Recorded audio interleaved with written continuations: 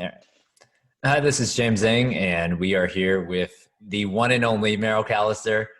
Thank you for joining today, and let's talk about what you do. So maybe give the 30-second intro to what you guys do. Sure. This is Merrill Kaliser from Kaliser and Associates. And I would say about 90% of the work we do, we're lawyers, first of all. 90% of the work we do is commercial real estate related work and syndications, helping people raise capital, filing with the SEC, filing with the respective states. And we do some general business contracts and occasionally some workout and some restructuring, more so since COVID started. Sure. But that's a prior work life for me. I used to be a corporate bankruptcy lawyer. So most people, so I would say pre-COVID, most people, they came to you guys, I got a deal or about to get awarded a deal. Call Merrill, call Cindy, call Greg, call those guys and just get it going. yes.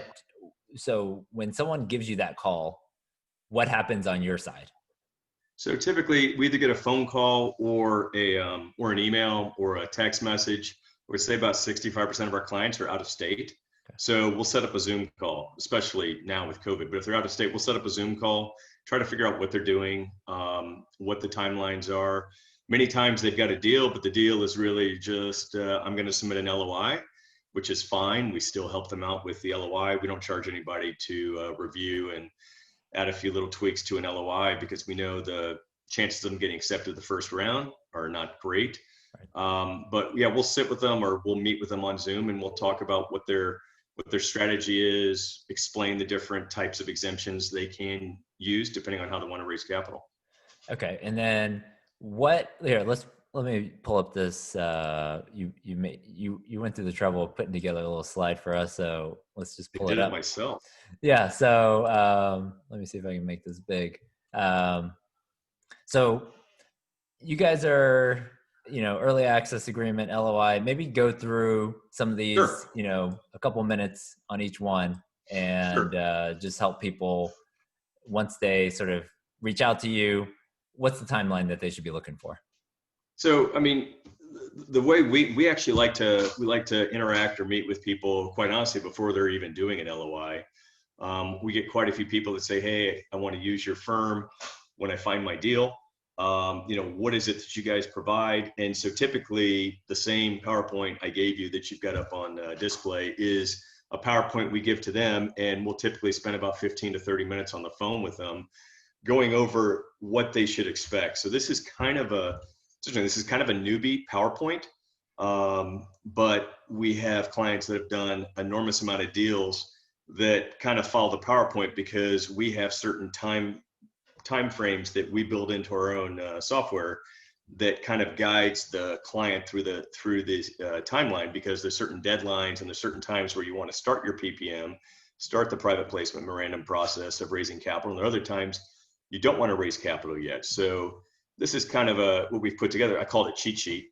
I changed the name to Syndicator Sponsor Timeline. It used to be PPM cheat sheet, but I didn't want anybody to think anybody's cheating anybody. But yeah, early access agreement typically is actually after LOI. Occasionally someone will get an early access agreement. And for those that don't know what that is, it's an agreement between the prospective buyer and the seller to allow the buyer to take kind of a free look. Typically there's 72 hours, you might get a little more time before you go into contract and go hard on earnest money. So some deals, especially pre-COVID, we were seeing a lot of EAAs. Now we're not seeing as many because most of the deals we're seeing, the earnest money is the hard earnest money, meaning earnest money that's non-refundable, is lower percentages than it was pre-COVID. And they're allowing free looks without even technically an early access agreement from the time you get an accepted LOI until the time you have a signed purchase and sale agreement. And that can take anywhere from 3 days to 2, 3, 4 weeks, depending on how detailed the lawyers are in going The back and PSA. forth. Yeah. Yeah. Okay. So we got early access agreement, you got LOI, you signed the PSA. So we signed the PSA, the clock starts ticking. So you then have a due diligence period, and typically it's the time frame you're getting between 30 and 60 days to look at all of the documentation that you've requested in the PSA, in addition to going and doing physical inspections, having any third-party vendors go in, blah, blah, blah. So we don't actually, we're the lawyers, so we're not actually doing that physical work, but we are going through, to the extent our client wants us to, we are actually looking through some of the due diligence with them. We're also doing what's called a title review, as you can see at the bottom in blue of that chart. So the title review, you have typically 10 to 15 days, depending on what you've negotiated in the contract, to go over any objections, any liens, encumbrances, or easements that pop up on title that would create a red flag or that might prohibit your lender, which, James, you've been involved in many of these. So we kind of nip these in the bud to begin with and get essentially approval on title or clear title as they're working through due diligence. So once you've gone through due diligence, or once the client has had an opportunity to decide, yes, I'm going to go forward, I'm going to go with this property, even if they have a few days left, we've already had discussions with them, but we've told the client, once you know during due diligence you want to move forward, then we actually start the PPM process. We don't typically want to create an entity or an LLC, which our clients are typically using. We don't want to create that until the due diligence is finalized, or until the client knows they want to move forward, because there are some instances where the due diligence pulls up some uh-ohs, the client wants to back out. Well, now they've already formed an LLC, and especially as we're getting towards the end of the year, they now have to file tax return on the LLC, and it's unneeded expense. So we try to, this sounds weird for a lawyer saying we try to watch the expenses for the client, but we really do. So everybody's eager. They get that EAA or that LOI, got to form an entity. Like, no, you don't have to form an entity. Put under your name, and then you have an assignment in the provision that allows you to move forward. The lender, as you know, James, understands how these transactions work. So you got the due diligence approved. We then work with you to file an LLC. Most of the time you're going to file two, one that owns the property, the other that manages that property owner, not a property manager, but more like the asset manager. We file those. We start working with the client on preparing a PPM, which is a private placement memorandum. So they are anywhere from 30 to 45 page documents that have anywhere from 28 to 42 pages of, this is the worst deal you've ever done. And there are so many risks involved. It could be the worst deal. Right. Could be. Yeah. Correct. So that's good. So let's like take like a halftime break right there and sort of dive into each one of these. And I'm just gonna maybe give us, all right. So early access agreement, what are you actually seeing? What are most people requesting to see? So typically early access agreement, they're requesting obviously an updated rent roll. They may go in and ask to look at all of the leases. They may not be able to get copies of them yet, and the seller's probably not willing to give out copies, but they'll allow the potential purchaser to go in and look through the leases to see if the deposits match up with what they've got on the rent roll. And if you're lucky and you don't have a landlord or a seller that has a lot of COVID issues, worrisome issues, you can typically go look at 10% of the properties, 10% of the units, just to get a better feel. Obviously, you get to do that during due diligence, but in due diligence, you may have already gone hard on money. So if you don't like what you've seen on 10%, you're probably not going to want to go forward, or you're going to renegotiate your LOI. Okay, that's your typical deal. Lisa, like that early access agreement, are you like on the roof? Are you doing boilers and all that type of stuff?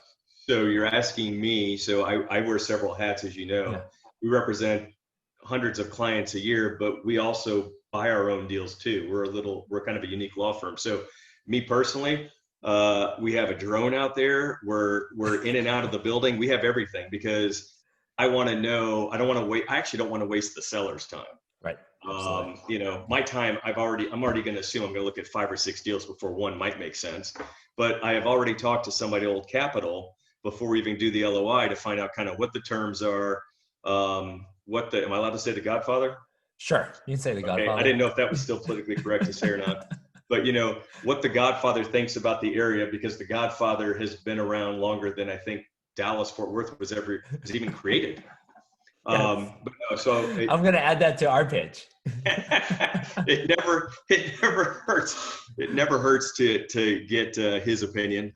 But yeah, we actually do like a mini due diligence in as quick amount of time. If we can spend 5 or 6 hours there, we will. And so typically the clients do that too. Every once in a while I'll go with the client, especially new ones, just want to see what they're looking at. I'm kind of staying out of how they should or shouldn't do it.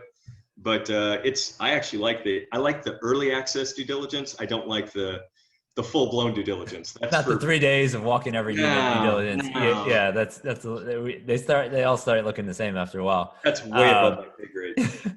So on the PSA, purchase and sale Yeah. agreement, what are people putting in now? Are you seeing people still stick to maybe a 60-day close with some extensions?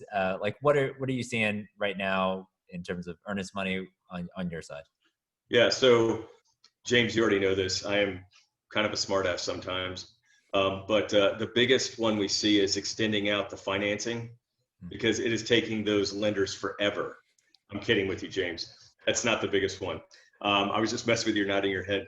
No, I think what we see the most right now are provisions that we started writing in people's LOIs and PSAs relating to COVID and relating to not the actual disease itself, but the effects of it, whether there's a shelter in order or whether you've got tenants that are just petrified, and there are a lot of them out there, and you've got landlords and property management company that doesn't like new people coming in. So what we've done is we've written in, we call them COVID provisions. Okay. So to the extent that there's something legitimate that's related to COVID that causes more time to be needed, we get the parties from the get-go to agree to extend time.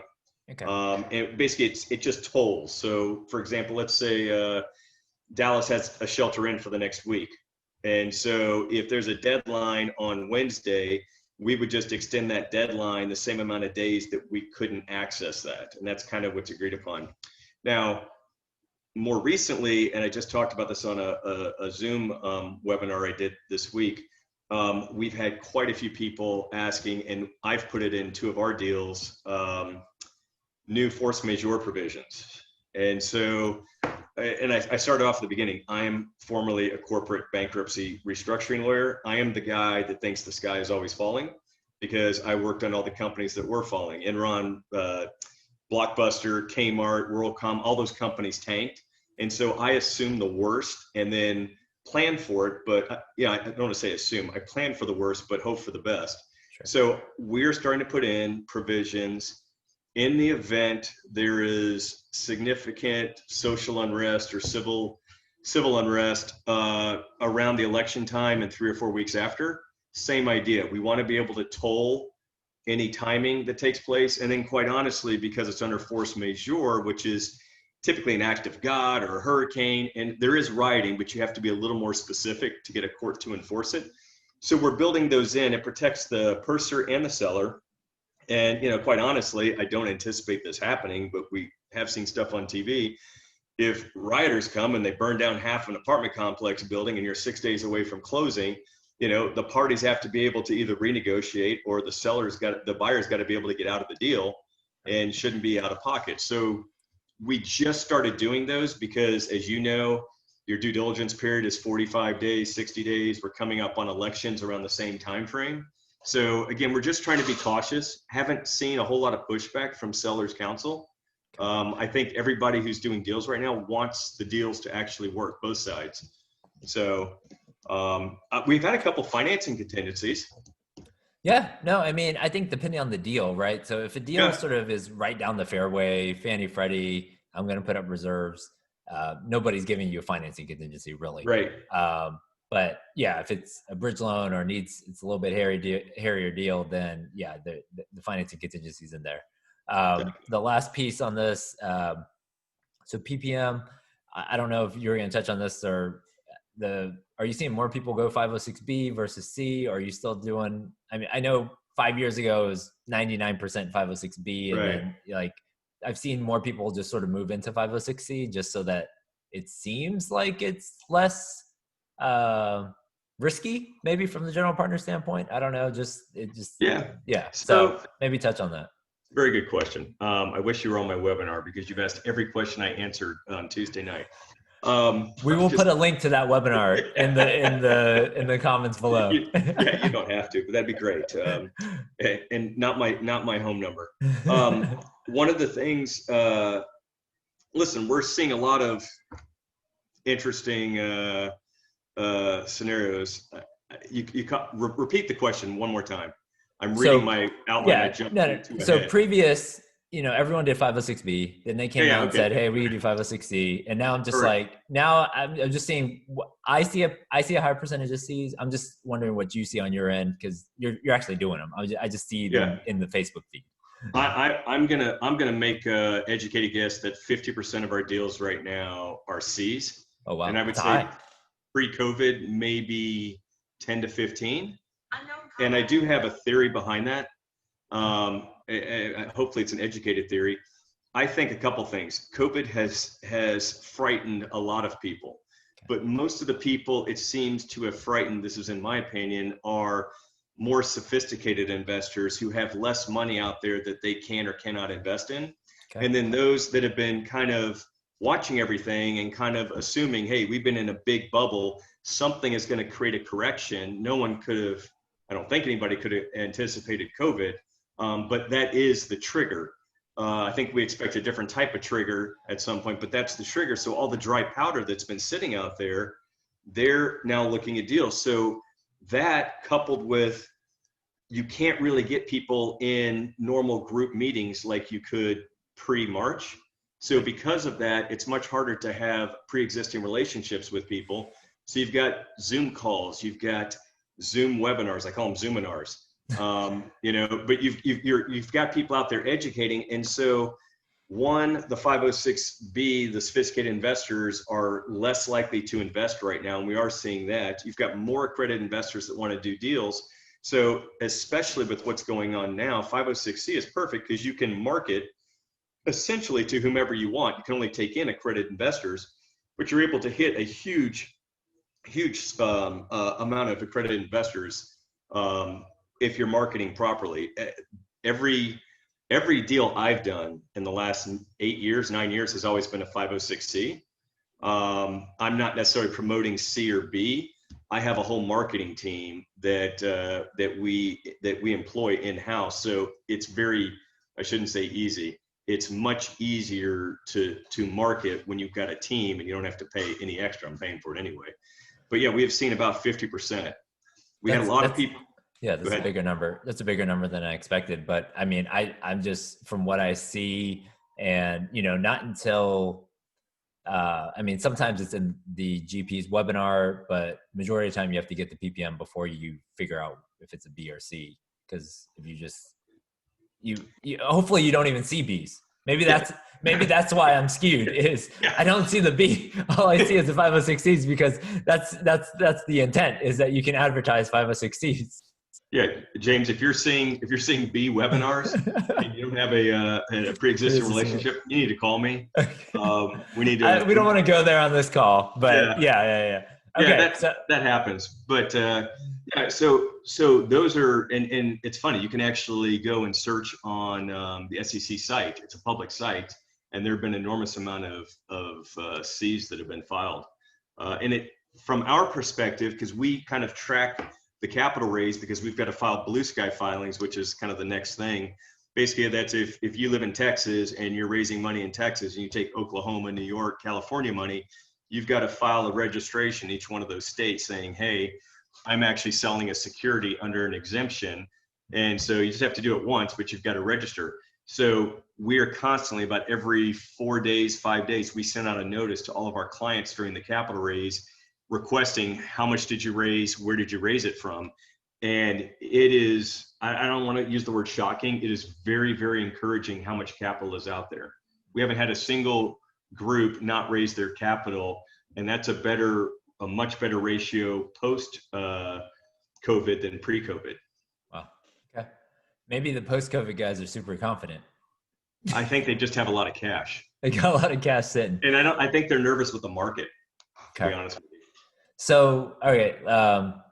at a high level, I know this is probably harder, just so for someone has an understanding, let's say somebody invests from New York and a guy from California. So for each one of those investors, that guy is putting up, you got to file these, and it's $1,000 or $2,000, or what's Okay. average This is roughly? great. I'm going to give you a lawyer answer. It depends. Roughly Yeah. average or So range. Give me range. That's probably yeah. this. Yeah. So the range is 0 to 2,500. Okay. So, And and it's not per investor, it's per state. okay, So so once it's you not take bad. an investment, right? Yeah. And so we advise people, hey, look, if you're going to take 25 grand from an investor in New York, you need to think about it. The filing fee is 2,500 to file it. So 10% of the money you're taking has already been exhausted by an expense. Right. So we just advise them, hey, before you sign the doc, that's the most expensive by far. There's nothing even close to New York. Okay. But if New York is bringing in $2.5 million, you don't mind paying $2,500. This is awesome. If you, the other question I had was, gosh, I forgot my question, but That's keep all right. going. Let's go lender due diligence. Yeah. So lender due diligence. Okay. Sorry. I got it now. Okay. So We're on when the same page. you're doing 506Cs, and are you seeing people use these like automatic accredited investor? What's your Okay. opinion of those? You know what I'm Okay. talking about, like Oh, I the do. I do. verify investor and all All right. these. Yeah. Right. So, and yeah, you may or may not like my opinion. So, and just so everybody knows, the difference between 506B and 506C, which every lawyer talks about, aside from you have to have accredited investors only in 506C, it's how is the accredited investor determined to be an accredited investor? Yes. Under 506B, they just fill out a form. They lie, they can do whatever they want. I'm not saying they're going to, but they can. I can tell you people think they're accredited investors and they're not, and vice versa. I know this for a fact because I only do 506C. So there are 3 ways in which you can get, or 4 ways actually, in which you can verify an accredited investor if you're doing a 506C, and that's the sponsor, the syndicators have to verify them. One is you can personally take all their financial information. It's the same thing that you do, or you have your analysts do, James. Yep. Take all their personal financial information, calculate whether their net worth, not including their homesteads, over $1 million, or if their income meets the income requirements. And if so, you've got to document it. You got to keep a file, and they're an accredited investor. But that takes time, and that's assuming that the investor actually wants to give you all that information. Number 2 is you can hire a mortgage broker. We've had clients do that, but they're typically going to charge $250 to $300 per file to do it. But they can do the same calculation. They do that all day long, especially that are brokers that are doing single family homes. Single family. Yep. Yeah, because they look for the same thing. 3, which is your favorite, is using a third party like Verify Investor. I will be full disclosure. I use Verify Investor on every one of my deals. I do not get a dime for saying that. I've never met anybody over there. It is just the easiest process for us. We integrate it with our software. It's easy peasy. It's $58. It's the best $58 I spent. You'd be shocked how many people think they're accredited investors, come back, they don't meet the requirements, and then they get mad at us. We had nothing to do with it, right? It's like, you don't meet the requirements. And then there are others that don't think they do, but they think they're pretty close. When it's determined through this law firm, they made it. So that's the third one. And then the easiest one, but for some reason people have a hard time doing it, asking for it, is getting your CPA to essentially sign a letter. We actually prepare the letter for them. And so literally they're putting their name, they're signing, and they're notarizing it. Your CPA, if you're an accredited investor, knows if you're an accredited investor. It's that simple. And so if the CPA sees you're an accredited investor, so long as you have the CPA's notarized letter, which we prepare for our clients, it's just a form, they get accredited investor status. And so, like I said, those are the 4 ways that people are doing it. So I didn't know about way number 4. Well, I guess I've seen general partners where they're like, you have to use a Verify Investor. Like they don't even want that 4th letter. Yeah. And then I end up sending the letter from the CPA to Verify Investor, and they just shoot it back and give you a check mark and you move on. But Right.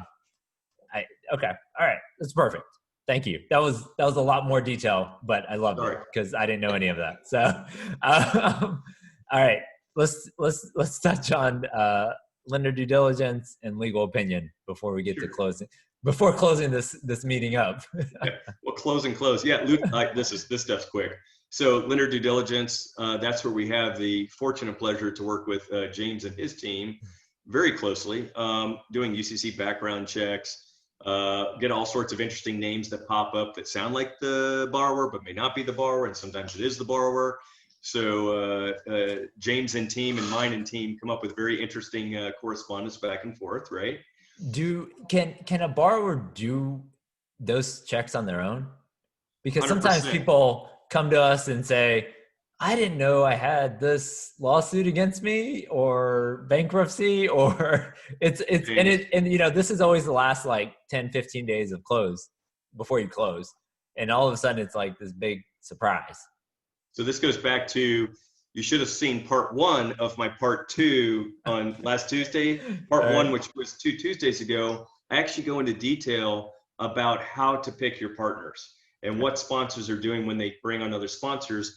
One of the first things I said was, have your partners do a background check. If you haven't worked with them before, have them do a background check. 1, you want to know who you're working with. And 2, I promise you, that's going to come back up when the lender does the background check. The second, which I thought was almost as important, they should be submitting, each partner should submit to the group, the general partners or in the LLC or the manager, PFS, personal financial statement. Because if you don't want to be waiting until, 2 weeks before closing and realize, okay, the financial net worth of the 6 partners is $1.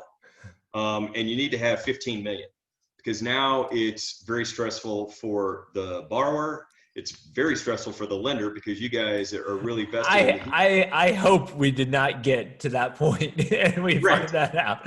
Hopefully we should have found that out back here in the LOI. I'm over exaggerating, but one of the things I tried to focus on, because we see it happen all the time, we see it break down, get this information up front before you even do the deal.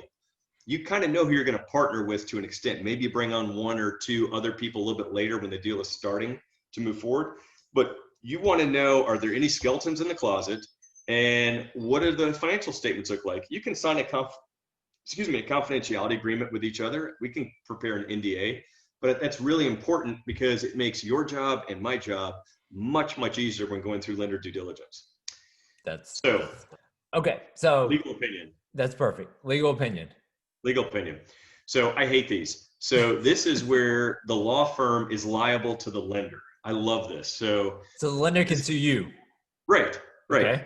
So, but this explains why everybody charges extra for legal opinions. Okay. Clients don't realize it's a risk. Right. So we already have the other risk of advising you on how to sell securities. Now, Fannie, Freddie, whoever the lender is, they want us to opine, to give an opinion on all of the documentation that the buyer or borrower has prepared, some of which we never prepared. They're in good standing on everything. This is exactly what they're going to do.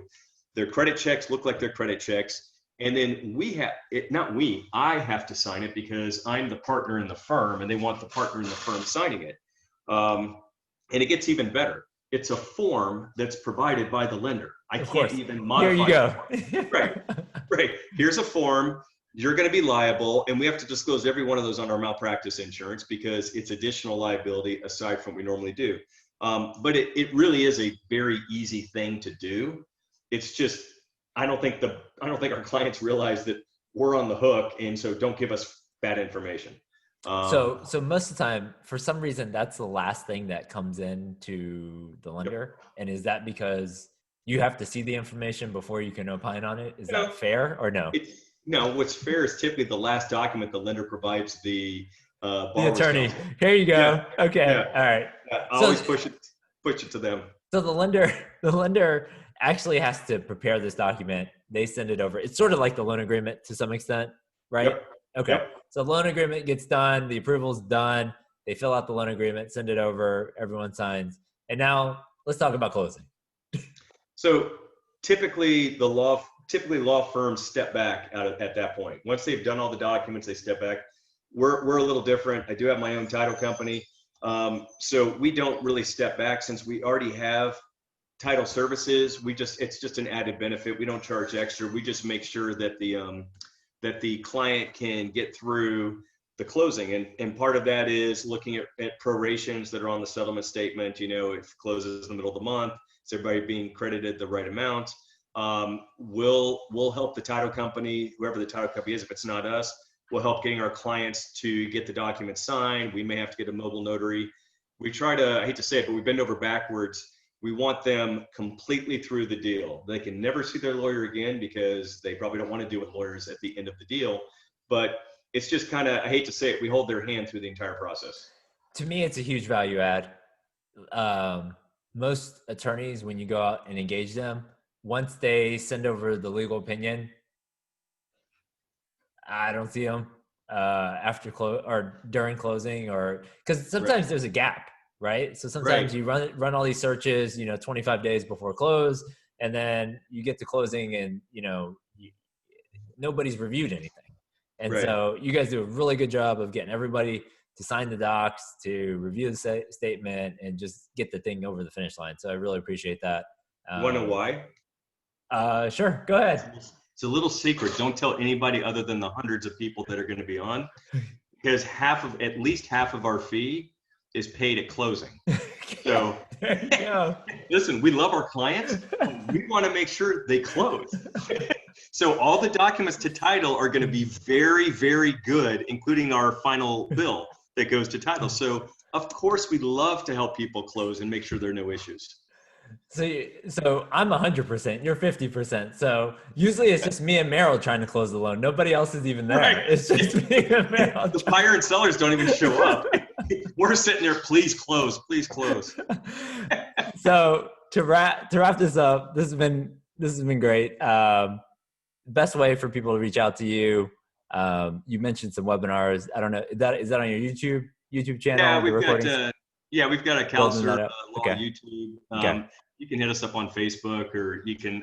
We've got information on the slide, if the slide's still up. www.kaliserlaw. Easiest is info@kaliserlaw.com. And closing, you had asked me what makes us unique as opposed to our competition. I'd like to say our service and walking people through closing, but everybody's going to say that. I think one of the things that makes us really unique is we also do our own deals. That may not always be multifamily deals, but I've done 9 syndications myself personally. Cindy has been involved in 4 of them. Greg's been involved in 2 of them. They're partners in the deals as well. So not only do we do the legal, but we empathize with the issues that pop up. And so we're probably more understanding and more empathetic towards these issues than other firms who just look at it as just a deal. Downside is I get personally involved, like I get emotional on some of the deals because okay, this is like a deal I would do. There's no way the seller can allow this to happen. And I mean, it's good, but so the added benefit is we understand the deals. We give advice sometimes on the pro forma if they ask us to look at it. If they don't ask us to look at it, they don't get anything. Right. But yeah, that's it. And we only work with Old Capital. There you go. That's the way to end it. I appreciate the time, Merrill, and look forward to the next deal. Me too. Take care. All right. I'll see you.